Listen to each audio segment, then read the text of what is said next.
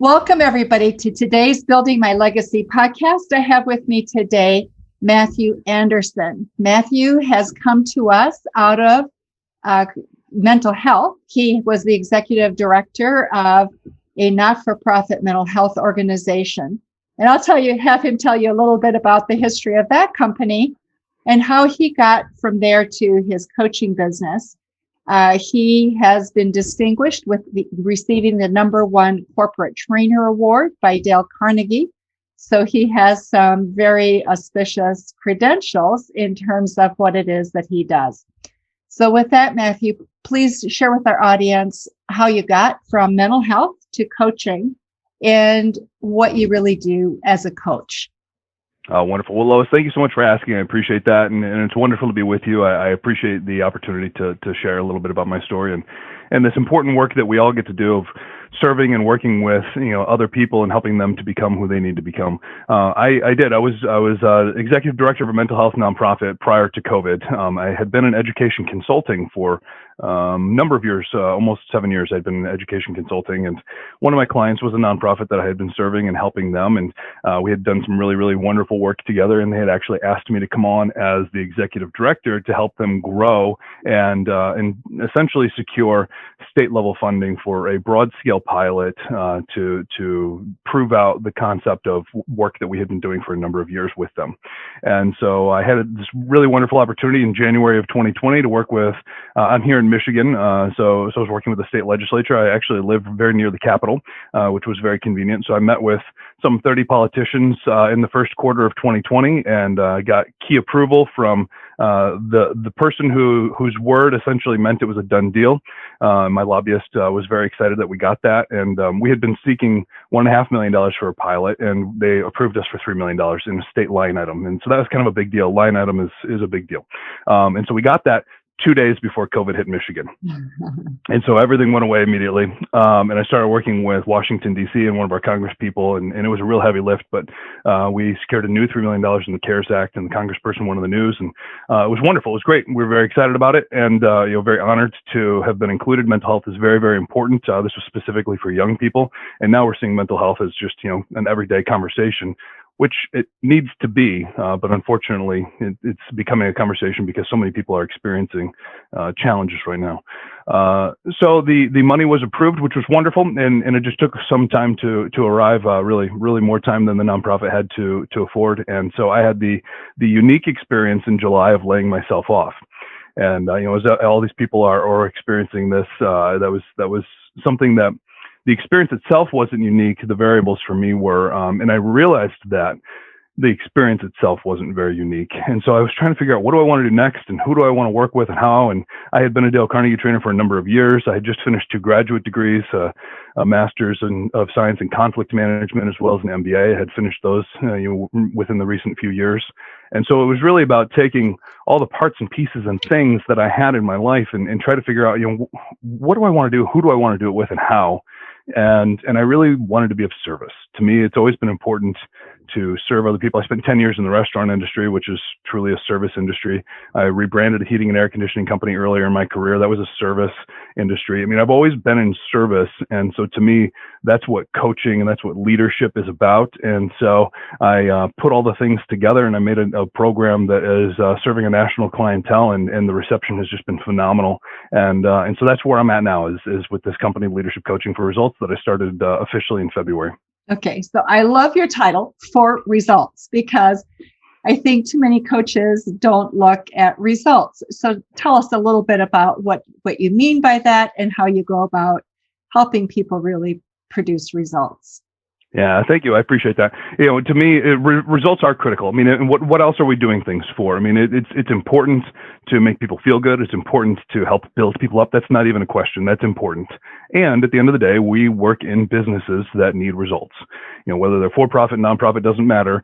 State government, whatever it is, we need to have results to make things happen. And so the focus truly is on how do we help this individual, any individual that we're working with, how do we help them move from where they are to where they need and want to be, and really with results in mind. And so one of the things that we discuss early in our program is this results equation. And it's focused on, how do you really get results? I mean, we all say we want it, but what really is required to get it? And so what's interesting is there are steps that happen in a linear process that get results. So if we work backwards, to have results, the first thing that we need in order to have results is we need people who are collaborating with one another. They need to be able to engage and have dialogue and work through it all and agree and disagree and really come to a conclusion that's going to get those results. Before we can have collaboration, though, we need engagement. Engagement is a critical piece that we need in order to have collaboration, because if people aren't engaged, they're not going to participate in that back and forth, and they're not going to help yield results that actually matter. To get engagement, there's one thing that we need to do to truly get engagement. We need to have trust in the environment. So if there's an environment full of trust, and sometimes it happens inherently, sometimes it happens culturally, sometimes you have to really, really work for it, but anyone can create trust in the environment. When people trust each other, engagement happens. So how do you get trust? And that's one of the things that we focus on the most with Leadership Coaching for Results. How do you get trust? There's two ways. There's two ways to get trust. You can recognize people for their accomplishments, for their achievements, for the things that they do, small and large. You can recognize them and hold them up for the things that they're doing. And in most cases, both, you can demonstrate empathy. So right now, empathy is something that is so critically important in this pandemic, and we're all facing something as a result of the pandemic, whether it's health insecurity or financial insecurity, job insecurity, or just insecurity, period, because everyone's just so on edge after some 15 months of this. When we demonstrate empathy and we act like humans with each other, and instead of me being your boss and telling you what to do and saying, go on your marching orders and get on your way, but rather taking a moment and being a human with another human and asking not just, hey, how you doing? And oh, I'm fine. But really, you say fine, but how are things going at home? Tell me what's going on with you. And you take that extra 2, 3, 10 minutes to spend real intentional time that demonstrates empathy. And when you share vulnerability within yourself, that demonstrates empathy. And when you recognize people, that together builds trust. And when you have trust, you get engagement. And when you get engagement, you get collaboration. When you get collaboration, you get results. That's the results equation. Okay, so I want to spend a little time on this empathy, because I think it's a word that's bandied about. We talk about it. Doing it is quite another thing, or experiencing it. I think we maybe sometimes think we do it, but why is it the other doesn't experience it? So let's talk about that, because it's two-way, what we think we're doing and what's caught by the other person, right? So what is it that we need to do or be for people to get empathy from us? Yeah. So the fact that we're discussing this is really critically important. This is something that few people truly understand the depth of how this works. And we think that sometimes we think we're empathetic or that we just exhibit it. And really there are actions that we can take to be empathetic towards other people. And so what that looks like is having a real interaction with another person. And asking questions that are meaningful to them, and asking deeper questions. And this is the other piece that's really critically important. Asking questions is important, and it's well and good, and it's a part of the conversation, certainly. But sometimes the receiver feels almost interrogated, right? So it has to be a dialogue, not a one-directional, like, tell me your life story. And so when it becomes a dialogue, it requires us as the leader to share parts of ourselves. It requires us to allow ourselves to be vulnerable. And so this is one of the things that I teach really, really intentionally. We have whole modules around vulnerability and why does it feel awkward, and why does it feel uncomfortable, and why, when we look at Maslow's hierarchy of needs, is vulnerability actually in violation of Maslow's hierarchy of needs, because it really does go in violation of that hierarchy. And so when we instead just choose and say, what, I have to be bigger than this, I have to allow myself to give freely to other people so that I will get from them what I'm seeking, that is how we really truly demonstrate empathy. It's an uncomfortable experience, and it's an awkward experience, and it's truly, vulnerable is the right word, because we're putting ourselves out there. But what happens is when we do that, people reciprocate. And the really interesting thing is I didn't understand vulnerability early in my career. I was a very, very effective manager, but I was not a leader. I wasn't a leader at all. I was just very good at managing. And I had a bunch of things that happened that were great, but it was interesting. People didn't want to follow me. They just did what they were told. And it was interesting for me. I believed that I needed to be this super manager, this Teflon exterior. Nothing touched me. I never made a mistake. And if I made a mistake, it wasn't really my fault. It was just variables outside of myself. And so that was really insecurity on my part. That was one variable. But the other piece of it was I just had this warped perception of what leadership looks like. I thought leaders needed to be perfect superhumans that were, virtually unattainable. When the reality is, we are drawn to people who demonstrate their humanity, and we're drawn to people who share their vulnerability and who use the negative experiences or the failures as learning lessons for others, and that we own that these things have happened. And you know what? Yeah, I made a mistake, and I've made a mistake yesterday, and I'm probably making a mistake today, and I'm going to make a mistake tomorrow, but I know how to handle them, and I know how to help you short circuit the process, and you can learn from my experiences. When we demonstrate that vulnerability, that's the demonstration of empathy, and one of the demonstrations of empathy that lead to building trust. So vulnerability in terms of with whom we're vulnerable and to what extent, I think that also gets misunderstood. And I would like to talk a little bit about that. Brene Brown, I think, helped us a little bit with understanding it in that it's not emptying out the garbage pan of everything that's wrong in your life, right? That's not constructive. No. And so let's talk about what vulnerability is and how you really help people know how to be vulnerable in a healthy way. Absolutely. Yeah. So exactly like you said, emptying the garbage can is a good analogy. There's a wonderful article from Harvard Business Review that came out recently talking about the appropriate and inappropriate way to be vulnerable with other people. I really like Harvard Business Review. It's all research-based work, and so we can really look at that as something that's meaningful and appropriate. And so that article, I think, is a helpful barometer. And individuals like you just referenced with Renee. I mean, these are people who are giving good kind of lanes of how to operate. When I think of vulnerability, when I think of all this work and this research, what I think of is vulnerability that is appropriate and meaningful is additive to the equation. Okay. So if you are just saying, hey, here's my life story, and here's all the trauma I experienced, and here's the bad things that are going on, and oh yeah, and I forgot to take get the dumpster to the curb today, and my life is just so hard and bad. Really what you're doing there is you're whining, you're complaining, you're venting, you are off gassing, whatever you want to say. You're releasing stuff, but you're not actually adding to an equation. When we're being appropriate with our vulnerability, it's really to mirror the other person, right?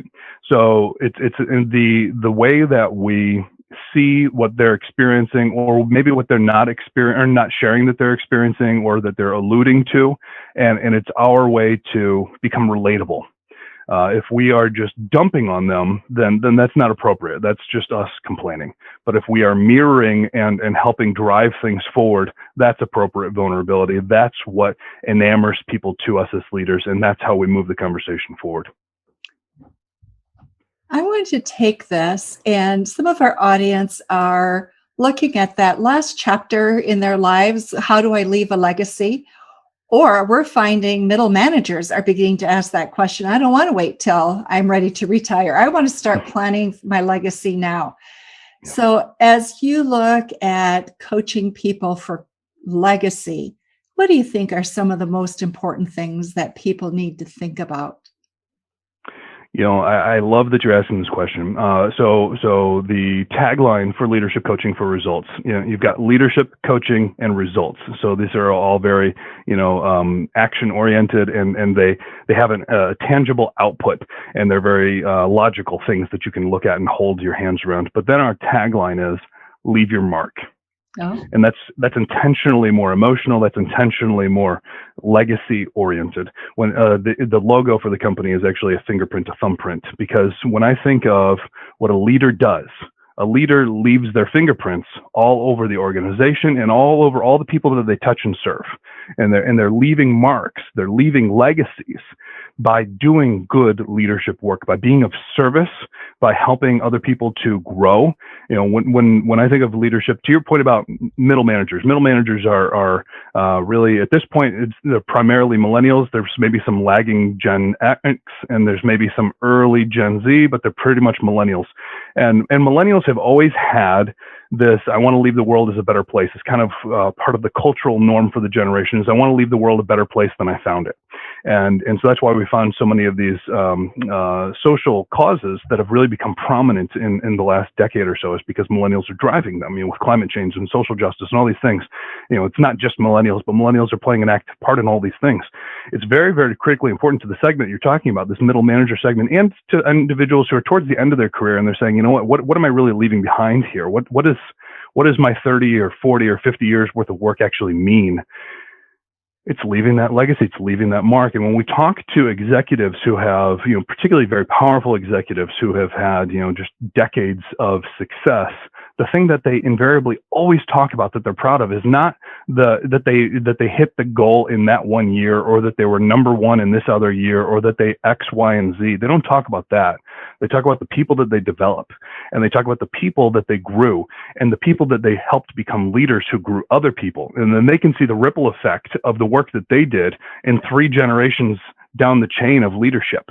And so that is really the most critical thing that anyone can do, is leaving a legacy by leaving fingerprints on people, marks on them that help them to become the best that they can possibly be, the version of themselves that they want to be. If we're striving for that, we're going to have success.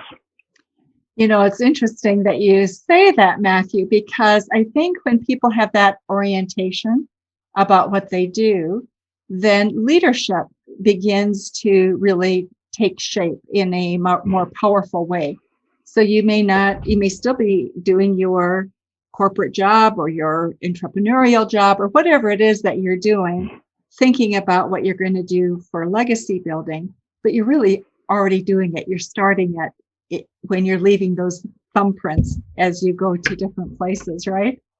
That's right. That's absolutely right. We're leaving our legacy every single day, good and bad. So, you know, we've got to really be mindful of our actions. And whose lives are we impacting, right? Yeah, absolutely. Absolutely. You talk about middle management and the difference between being a leader versus a manager. You also we're talking a little bit before we began about the Harvard Business Review article on engagement.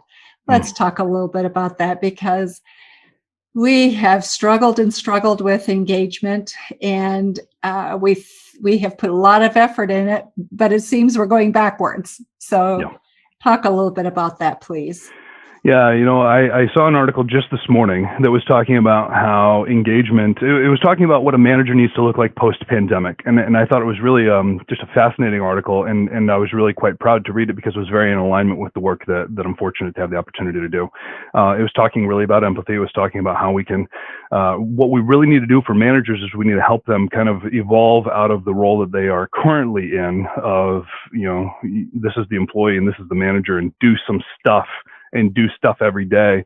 And rather, we need environments where we are nurturing and we are holding people up and really helping them to feel like they are engaged. Because what's happening is engagement is declining and declining rapidly as a result of the pandemic. This article was talking about how 85% of people are either not engaged or disengaged. And that was surprising to me. That's the largest segment of the population I've ever seen a percentage that high. And so this was a brand new article that came out just recently, about a couple weeks ago. So that being the case, engagement is more important than ever. And so when we think of engagement and what we need to get in for engagement is we need trust. You know, back to that results equation. When we give recognition, when we hold people up for the good things that they do and make them feel important and recognized for their work. And we can do this in a virtual environment or a hybrid environment or a work from anywhere environment. It just takes conscious paying attention to what's going on. When we do that, we can give them recognition. When we demonstrate empathy, when we do these things together, that builds trust.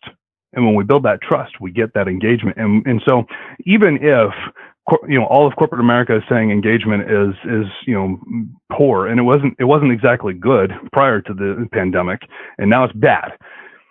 We can change it within our own organizations. We can change it within our own teams. Just because the tsunami is happening over here, it doesn't mean that we can't make changes within our own organizations. We can make changes in our organizations.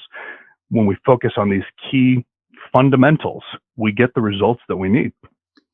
Matthew, would you just speak for a moment to why do you think engagement actually decreased? Because coming into the pandemic, we were about 3 out of every 10 people were engaged. That meant 7 people showed up every day out of 10, not caring whether or not they were there. And today, it's 1.5 that comes ready to show up and do work. So why do you think that shift? What happened? Because I also know that, at least I've heard managers speaking a lot about how the amount of time it took them to manage their hybrid or stay-at-home employees took much more time and effort as they worked for engagement. So speak to me, please, about why after that effort has it actually gone down? Yeah, I've studied this for the last 12 years. I've always been very fascinated in engagement, and I've really been paying close attention to it. And the thing that has always kind of challenged me with engagement is that while this has been a conversation that's been going on pretty intentionally since the beginning of the turn of the millennium, since 2000, and we've been doing this for 20 years or better, really intentionally, there still isn't this one push this button and you get engagement. Like, nobody's really figured that out. And to your point, it's only gotten worse under the pandemic. And so I really, my suspicion, and I can't prove this, but I feel pretty confident in it. And, as we read these other articles and research that's taking place, it's probably pretty realistic. The personal impact that individuals have experienced as a result of the pandemic has had a transformative impact on how they think and how they feel and how they act and what they value. And so when we're faced with our mortality, as we have all been for, the better part, more than a year now, we've all been faced with, if you go outside without a mask, you may die in the next couple of weeks. I mean, that's what we've been facing ultimately. Like, when you distill it down, that's the fear. And not everyone subscribes to that, but a lot of people do. And when we're weighed down with this and the interventions that have taken place, I mean, a lot of business owners, leaders, and really truly engaged, active employees recognize the impact of regulation and quarantine and all the things that have spun out of the pandemic that have negatively influenced the business environment. That's not to say that they weren't necessarily the right things to do. I'm not going to get into whether they were right or wrong, because everyone's done a variety of things that are probably both right and wrong. The outcome is, regardless, it has brought down this engagement because people's psyches have been negatively impacted by this. We're really trying to decide, who am I? What am I? What's my purpose? What is my priority? When I have to now raise my children and educate them and work from an environment that I'm not comfortable in and still do things that are meaningful and get results. Like, you're essentially asking people to do multiple jobs simultaneously. To be a stay-at-home parent, to be an educator, and to be a worker all simultaneously is 3 separate jobs that we're asking people to do. And that's partly why engagement is going down, is just because people's minds are focused on multiple things simultaneously. I mean, I have young children. This summer, my 3 kids will be 7, 5, and 3. And so fortunately, my wife has always been a stay-at-home mother and has taken care of them. And that's not really something that I have to spend a lot of my time thinking about, because we've already had that in place. But for those who had 2-income families, or if they were a single parent or whatever it may be, that is a detractor in terms of people's ability to be engaged. And then you think about all the other variables of their priorities. There are all sorts of stats saying that as many as between 40 and 60% of workers are planning on leaving their organization the moment the job market opens back up in a meaningful way.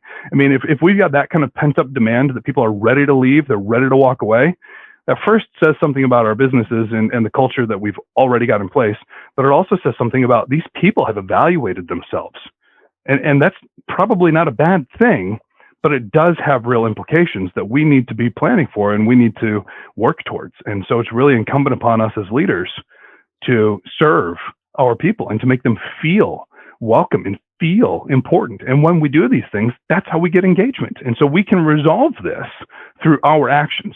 But if we allow ourselves to be subjected to all of this as our workers have, and their engagement has declined, then our engagement will decline, and we're not going to be able to build their engagement. So we really have to have the mental resilience to overcome the psychological challenges that we're all facing so that we can help our organizations continue to thrive. Matthew, our time is almost up. And so what have we left out that you're passionate about, that you would like our audience to know, or what have we just glossed over that you would like to make sure we cover? I've enjoyed this conversation. I thought it was fun. It seems meaningful. We had talked at one point about wanting to discuss influence and motivation versus manipulation. I don't know if we can cover that in 5 minutes or not, but if you'd like to explore it, let's do that. Let's start talking about that, because Great. You are so right. I think it has a huge impact on engagement, actually, because people aren't sure if they're being manipulated or influenced. Yeah. Great. So let's do that. Go. So tell us the difference. What's the difference between being, so Matthew has a background in negotiation. And so this becomes, for me, very interesting, because you have a perspective and a background that you bring to this that provides more insight, I think. So thanks for that. So please explain to the audience what is manipulation, and then let's talk about influence and how do we use them differently. Absolutely. So when we think about trying to build trust, one of the things that a skeptical or a cynical person will automatically go to, and I see this with my clients all the time, and I love skeptical and cynical people. They're my favorite people to work with because they become your biggest advocates. Once you get them to buy in, like they are your champions. They're fantastic people. I love working with them. A lot of people are very intimidated or scared. They're fun. If you can get them to buy in, they're fun. And so how do you get somebody who's cynical about this trust that you're trying to build? How do you get them to buy in? Because what some people are fearing is that you're manipulating them. And so as a leader, there is a power source that we have that helps us to influence and to motivate individuals. And we can use that same power source to manipulate them if we're not careful. So I think of the movie Star Wars, the movie series Star Wars. We get the good guys and the bad guys. You get the Jedi and the Sith. And they all use the same power source, the Force. So the good guys and the bad guys are using the Force. For leaders, we have a force. It's influence. We have the same power source to either inspire and to motivate and to empower and to move people forward. Or we can manipulate and really drive them towards outcomes that only serve us. So what we're trying to do is use influence to motivate people. And the way that we can measure this, because this is uncomfortable even for a lot of the managers that I work with, often I get somebody to say, well, that just feels, you're saying motivation, but to me it feels like manipulation. We conflate the two very easily. It takes place in our own minds that anytime I use my influence to get you to do something, I have manipulated you. That's what a lot of people think. The reality is this. If you are creating a win-lose outcome, you're manipulating somebody. If your organization or you personally win and the employee loses, you have manipulated them, without a doubt. That's manipulation. You've used influence in the wrong way. You've manipulated somebody. If you create a win-win outcome where you or the organization or whatever are winning and the employee is winning, when you're both winning, that is motivation. That is using influence to create good. So if you can find a scenario where you create win-win outcomes, you don't have to worry about manipulating them or not, because that is not manipulation. It's only manipulation if somebody loses. So as long as you're doing things in a way that is focused on other people, it's an others-focused mentality where everyone wins. This requires understanding what's important to other people, which means you got to behave like a leader instead of a manager and actually spend time talking to your people. And you know what? You're going to learn about them when you're empathetic and you're vulnerable. So you do these things, you spend time with your people intentionally, and you can create win-win outcomes consistently using your influence as a leader to benefit your organization, to benefit your employee, and to move everything forward. That's what you can do with influence. Wow, that's great. I love that. It's simple. So it's either win-lose, then you're manipulating. Win-win, you're into influence. It's so simple, but here's the catch. When you look for win-win, you have to really spend time understanding and learning. And so as a leader begins to weigh their time and their priorities, it's a question of, where do I spend my time? How do I do this so I really know? And tips, suggestions you have for how leaders can stay connected, and it's staying connected not only with the top level in your immediate sphere, it's also the person at the door, the person who is really impacting your clients at the very most basic level. So how do you do it? I have a lot of people who say to me that, I'm busy. People say that all the time. I was watching a virtual gathering that I was a part of, and they went around the circle, if you will, and there were some 50 people, and I kid you not, 50 out of 50 people said I'm busy. And it's like, okay, great. That's like saying I breathe air. We're all doing it, so it doesn't make you special. Let's stop saying we're busy. So I actually have this whole focus when I'm helping somebody to really wrap their head around what's the difference between management and leadership. Really, managers are busy and leaders rest. So rest is, we should be taking time for ourselves. We should be taking time for white space, for creative thought, because leaders need to be knowledge workers and, and really make things happen with our creative thought and so forth. But here's what it means. Rest stands for give respect. You can give it freely. You give respect. You don't let it be earned. You give it because you're a leader. You're bigger. You don't need to wait. Give it. Give respect. Demonstrate empathy, which we've talked about already. Be of service. Serve other people.